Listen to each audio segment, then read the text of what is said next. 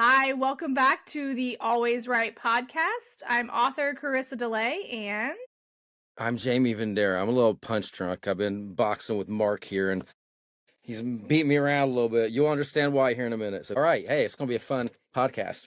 yes, we have a guest today. We have a poet. We spoke in our poetry episode that we had a poet coming, and now we do.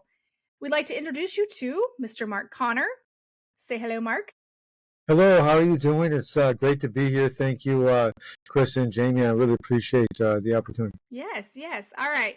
So today we're going to talk about Mark. Mark, you have behind you, would you like to tell us the title of your first book? It's called It's About Time, Millions of Copies Sold for Dad. And so that's what made you come up with that title, by the way? So, well, I wrote the book in early 2021 after a year. In early 2021 after just over a year of mourning the death of my father. On that was on September 30th of 2019, and I was with my mom, rubbing my rose around my dad's forehead and his chest, and hugging him and crying. We prayed over him, and I was just looking at him, thinking, there are things in my life that I always wanted to do and have him see me do. I just need more time. I just need more time. And the two things that I didn't do that I always wanted him to be alive for were to get married and have children, and to have a book published. And we'd even had kind of an argument about that roughly a decade before, because I'm supposed to be a writer, and I had never published a book at that point. I published plenty of articles and so forth, but had never published a book, and was always working on one. So that's how I came up with it. In fact, I opened the book with the line. The first sentence is, I came up. I'll just read that line to you. I came up with the title of this book on September 30, 2019, the day my father died.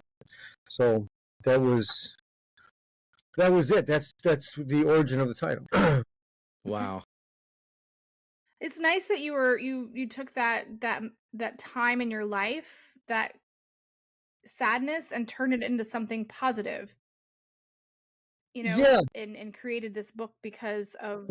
Right. Well, I always kind of fancied myself as this major success, and I think that's a pretty common experience for people that as I've grown in my adult life, there are times when I've realized, and talking to guys, being in my 30s and talking to a guy in his 50s, and I'm thinking to myself, well, that guy just, he's who he is and satisfied with who he is, and then said something to me and made me realize, the big dreams I have, this guy's had big dreams too.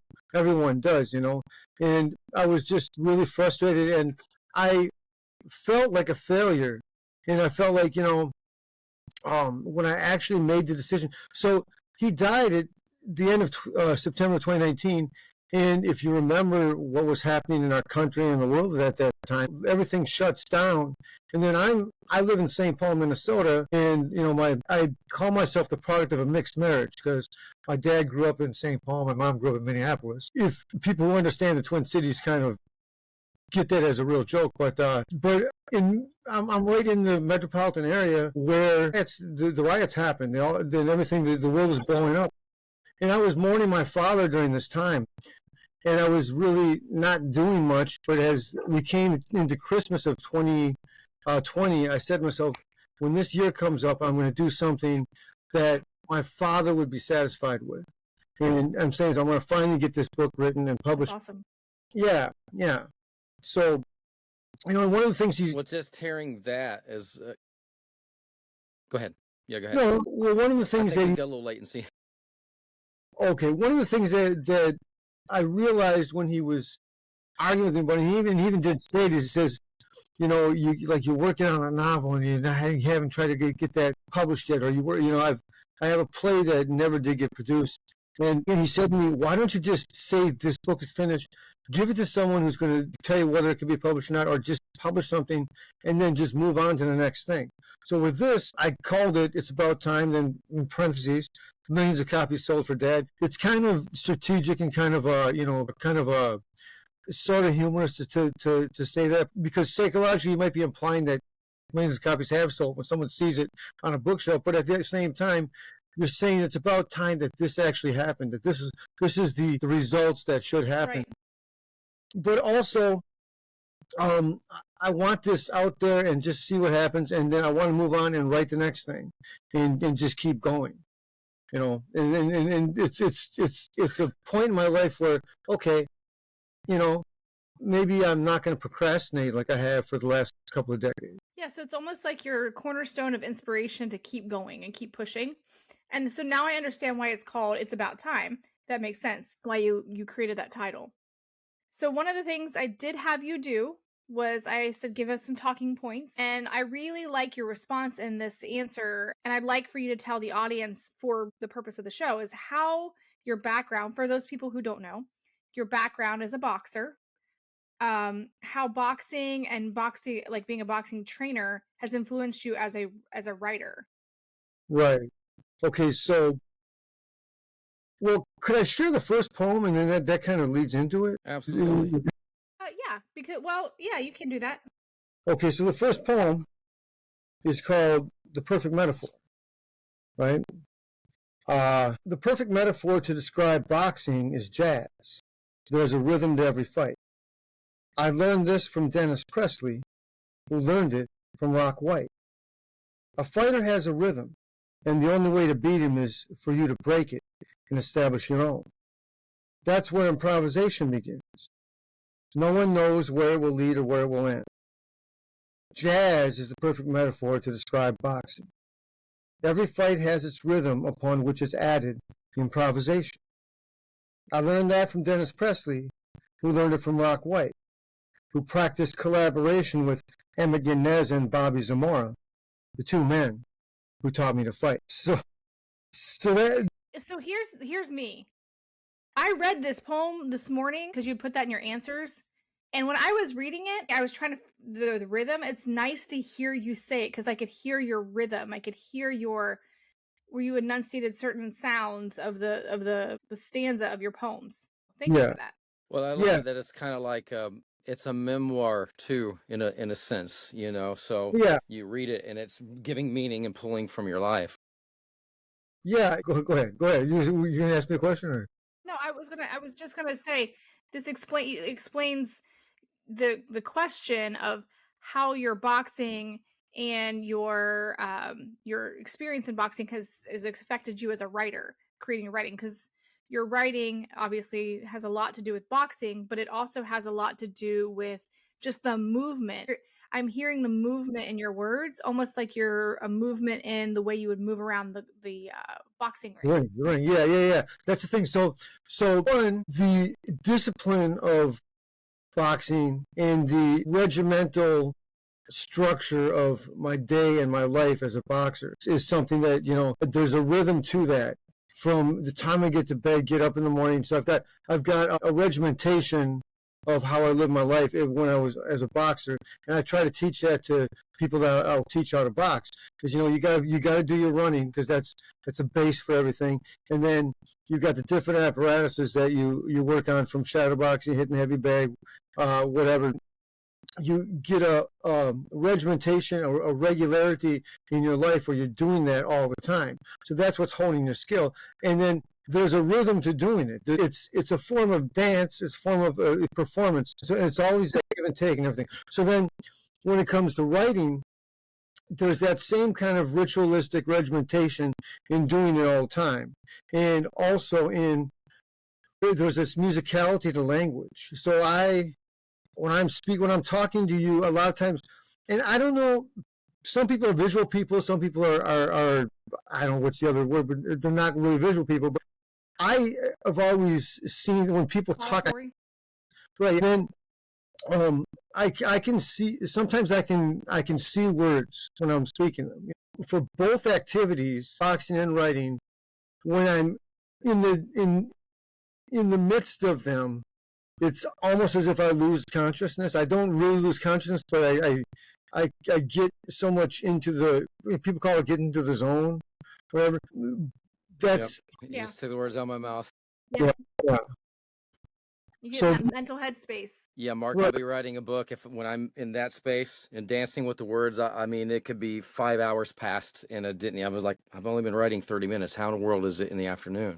yeah, So, yeah, yeah, So I like this. I like this comparison. I like this comparison that Mark is giving, that writing, whether you're writing poetry or you're writing your fiction or nonfiction, when you're writing, it is like boxing, because you're coming in and out of that high of, I'm on fire with this writing. I'm in the offense part of it, but then you get in the defense mode when you're like, okay, writer's block. I need something to counteract what I just wrote, or add what am I going to bring to the ring. So yeah, that's a great analogy and comparison, parallel to writing. yeah, yeah. Sorry. Right. I was reading your one, Ever Since. I was reading that one this morning. That one's cute, but it has some underlying emotion in that one. Yeah. Well, it was frustration at that point. Later on in the story, I talk about kind of reforming myself. I come from a Catholic background. I never fully abandoned my faith as a Catholic, but I was kind of at a point where I was really kind of leaning towards what I followed in terms of my personal faith and then Christianity. And sometime between 2003 and 2007, I really re-embraced my Catholic Christianity. My niece was born in 2006, and I dedicate the book to her under her big brother Liam. And I think I didn't consciously think of it at the time, but I think a part of it was because I'm a godfather to a girl. My responsibility is to model the faith for her. And at that point in time, when I was writing that, when I wrote that particular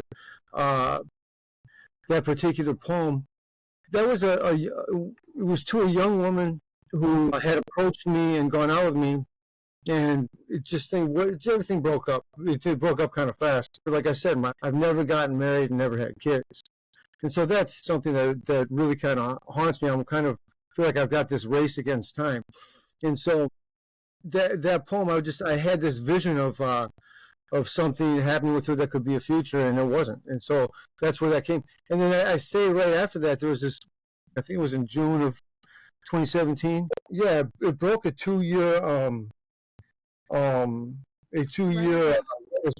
I mean, without looking at I said writer's block earlier, Karisa. I didn't think you caught it. I was trying to be nice to you.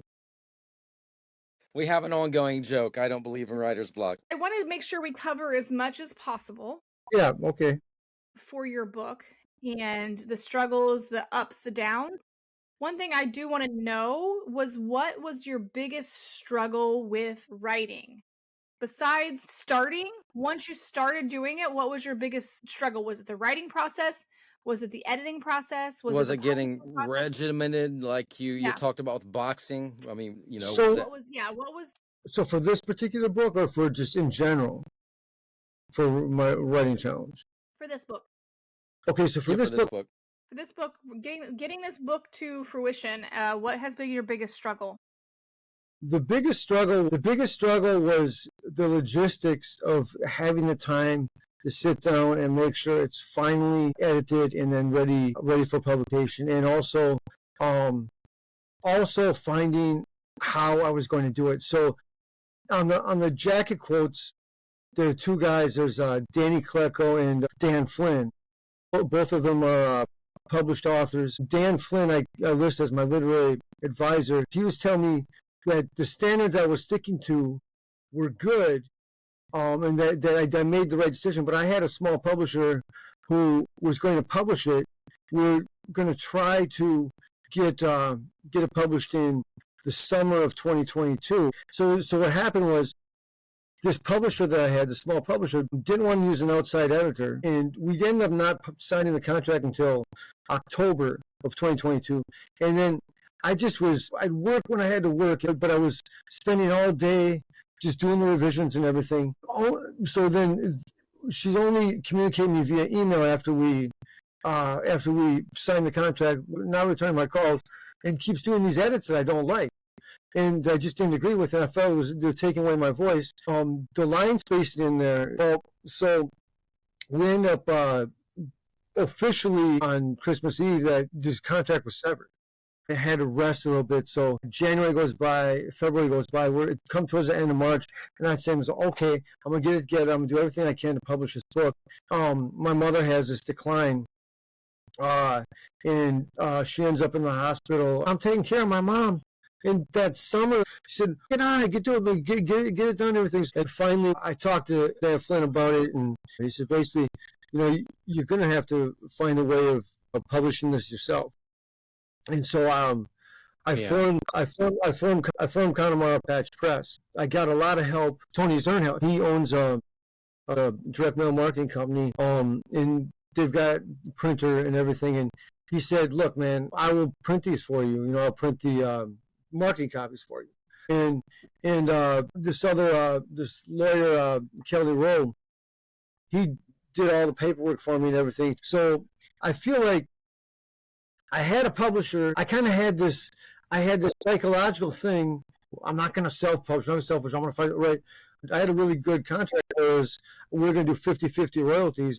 So, but then I still have to do all the marketing myself anyway with that publisher. And so now, I've been really lucky. Well, that's general. Yeah, that's typically, I mean, if they're doing 50-50, that's probably one of those hybrid publishers. It's probably not a traditional sense in the way they're doing, especially you said that they weren't allowing you to use an outside source for editing. And that's part of the whole 50-50 is they're using their people. So I don't want to, and I'm not going to name the publisher, but I don't want to denigrate the publisher either, because this is a woman who actually has helped me and who actually is very accomplished, and she's had a lot of sales with other authors and with her own work, and she's pretty excellent. But we just clashed on this one thing. So sometimes you can have really good business and or personal relationships with people, but you get on one project and it's just not the project that you're meant to work on together. Well, if it makes you feel any better, when Jaime and I first met, I turned him down too. See, hey, same thing. My first book, it took me 4 years to write, and I sought out publisher after publisher. Nobody was interested, so I self-published, and it grew much bigger. Ran into the same issues. My first fiction book, we hired an editor, and he butchered it, but in a good way. But I was mad. I mean, he took out like 15,000 words or something. I was going to kill this guy. But in my situation, it was elegant. There are situations like you're talking, if they change your voice, then I understand. It's good that you stuck to your guns. And I mean, self-publishing is, a lot of people are making a living doing that, with Kindle, KDP. So, that was probably the right choice for you.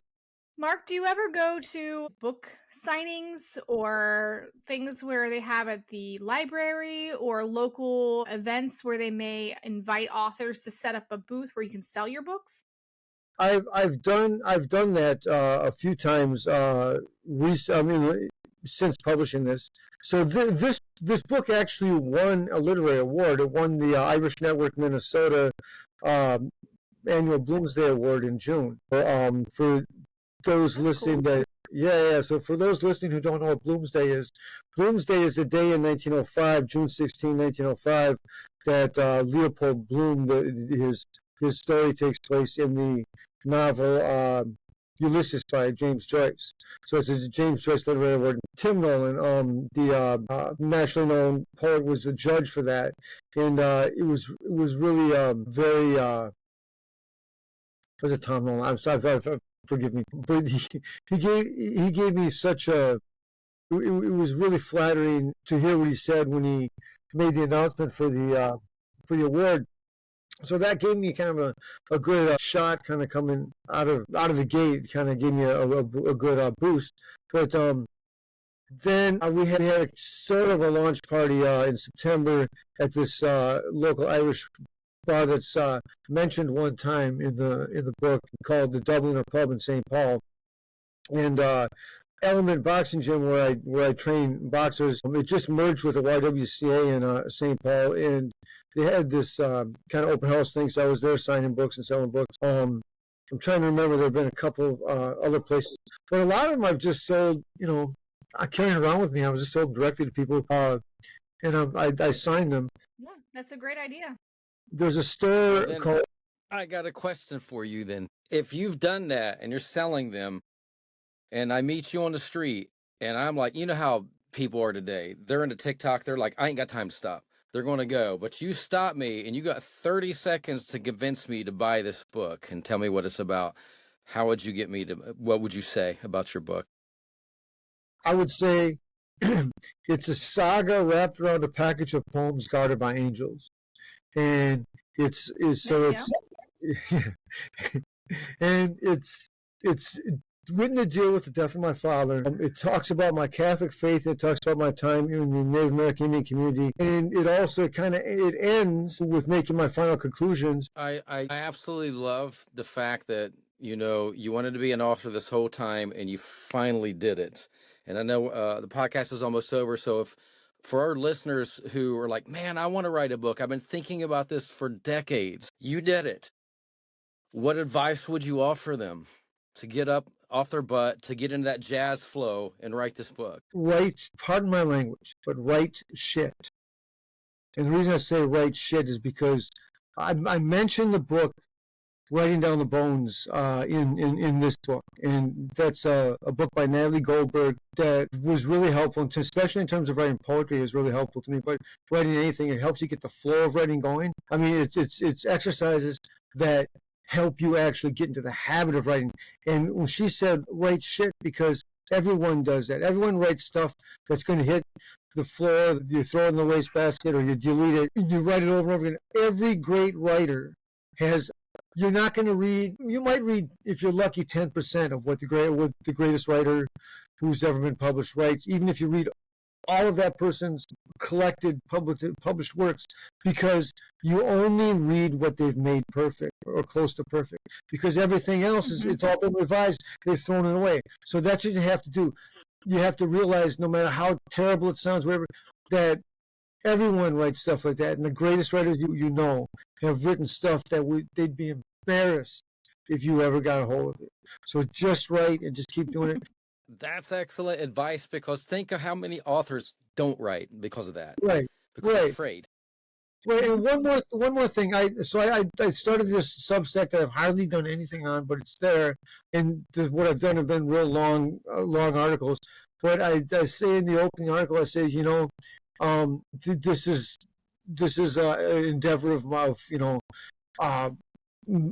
my big dreams and colossal failures. It's like at one point I said, I'm worried about what people think I'm saying, as if no one reads it, everyone's gonna, like, if no one reads it, what am I so embarrassed about?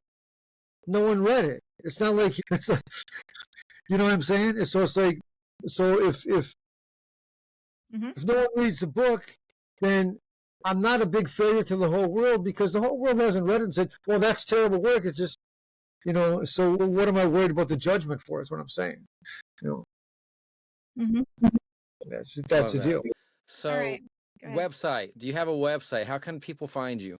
So, BoxersAndWritersMagazine.com. And if you put a /books, you'll go right to my book page. But if you go just BoxersAndWritersMagazine.com, the front page gives you can click on the books page. That gives you the chance to get it from Amazon or Lulu, Lulu, Lulu. And if you're in St. I saw it was on Lulu, and then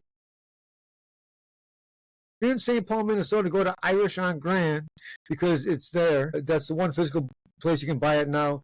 Okay. Hopefully, I'm going to get it in other places. You can ask for it anywhere. It's on that Ingram distribution thing. So if you ask for it at a bookstore, they'll order it for you. But the easiest thing to do is go to BoxersAndWritersMagazine.com/books. Click onto the books page, and it gives you the options to buy it. Yeah. Nice. Well, thank you, Mark, for coming onto the show and sharing your inspirational story of how you went from boxing to becoming a writer. And I'm really hoping for a lot of success with your book, and that you can continue to write, and that you'll continue to use your life as a way to inspire you to keep writing. Thank you very much for coming on. But for those listeners, if you want to find Mark, like you had said, if you go to BoxersAndWritersMagazine.com. So just all spelled out. BoxersAndWritersMagazine.com. I forget our own website. I was going to say BoxersAndWriters.com. See, I would have messed it up. We'll put that in the show notes for you. I'm sorry? No, okay. No, so I will put all that information. I will put. I think we have a latency issue is what it Yeah. is. Yeah. Sometimes Oh, it'll the happen. sound, right, It's like right. we're both going into the ring at the same time trying to take Yeah. swings. Well, okay, what were you saying, Mark? Well, I was going to say, if you somehow can't find the website, if you type in Mark Connor, Boxers and Writers Magazine, that will come up too. But I just go boxersandwritersmagazine.com/books, you know. Perfect. And if you're wanting to see it on Kindle, you can go to Amazon, but make sure you put Mark Connor in there and then put the title of the book, It's About Time, Millions of Copies Sold for Dad, and you can find that book easily as a really cool abstract photo for the front cover. Let me show you this just so you can see it if you're watching YouTube. It looks like this. That's great. Yeah, A lot of overlapping images there with the Catholic, Irish, the boxing and stuff. Find out. That's a Native American Indian artist named Eric Keast. He's up in Ontario, Canada. He's just a brilliant artist. So anyway, plug for my buddy. Nice. Nice. Very cool. All right. So thank you again for listening. If you would like to find us, you can go to alwayswritepodcast.com. You can click on our icons. You can follow us on all of our social media. You can go to YouTube and hit that subscribe button, and you can watch other episodes that we put out. If you'd like to email us, or you know an author that maybe wants to come on, or if you have information to share, or you just have something you want nice to say, you can email us. Like, you want to know how much water I drink a day? Oh, they already know that. If you would like to know how much water Jamie drinks a day. If you'd like to contact us by email, you can go to alwayswritepodcast@gmail.com. And we'll make sure that Jamie doesn't check that because he always. Yeah. Did it come up as unread? That's what I did with yours, Mark. I checked it from my other email account, but Mark's reaching out. Nope. Yeah, it looks as it's been read. Here I am trying to make sure I'm going back and forth with our guests, and Jamie's checking. I'm like, I didn't see that email because Jamie already opened it. Crystal will check that. Right. So anyways, as I was saying, we can literally be found all formats, and you can reach out to us at our email, and you can listen to us and give us some shout outs, whatever you want to do. Anyways, all right. As always, this has been a great episode with another amazing author, not artist, but it is an artist, writing artist. Yes. A poet. Poet, and I didn't even know it. All right. Thank you, Mark. Thank you. I really appreciate it. Have a great weekend, and guys, until the next episode. Say it again. All right. Yeah, blessings. Thank you, everyone. I really appreciate it. Yeah. All right. Yes. Thank you, Mark, and thanks for listening, everyone. Until next time, always write.